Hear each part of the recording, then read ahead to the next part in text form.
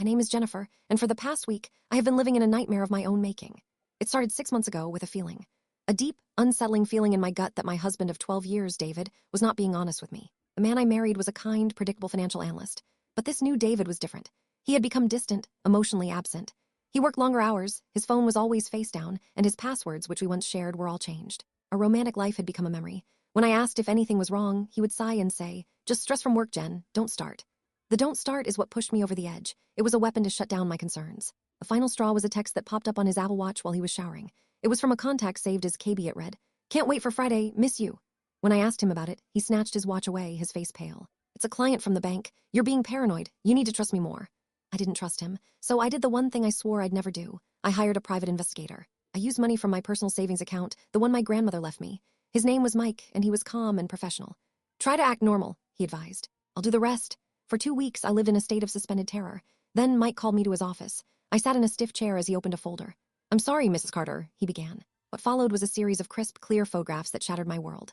There was David, not in a suit, but in casual jeans, laughing in a park I'd never seen. He was pushing a little girl, maybe 3 years old, on a swing. A blonde woman stood beside him, her hand resting on his arm, looking at him with a fond, familiar smile.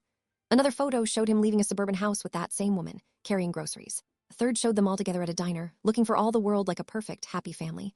The address was in a town 45 minutes away. Mike provided more. The woman's name was Karen Bell. She was a teacher. The little girl's name was Lily. David had been living a double life with them for at least 4 years. He visited them every Tuesday and Thursday evening and every other weekend, which he told me were fishing trips or work conferences. I felt the room spin. The man who complained about being too tired to take our 10-year-old daughter, Emily, to the movies was spending weekends pushing another child on a swing. The man who said we couldn't afford a bigger house was clearly supporting another home. I thought of every lonely evening, every missed school play he blamed on work, every time he made me feel crazy for doubting him. It was all a lie. I didn't confront him right away. I went home, packed a bag for myself and Emily, and drove to my sister's house. I told her everything. She held me as I finally broke down and sobbed, the photos scattered on her kitchen table. And David called, wondering where we were. My voice was eerily calm. "I know about Karen," I said. "I know about Lily. I know about the house on Maple Street. Don't come home. A lawyer will contact you."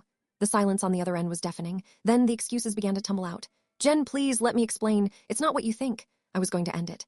I hung up the phone. I have filed for divorce. My priority now is protecting Emily from the fallout of her father's betrayal. But in my darkest moments, I wonder if I went too far. Hiring a pie feels like something from a bad movie, not my life. My mother says I should have tried couples counseling first. A part of me feels like a spy, not a wife. So I have to ask for hiring a private investigator to follow my husband and exposing his secret second family.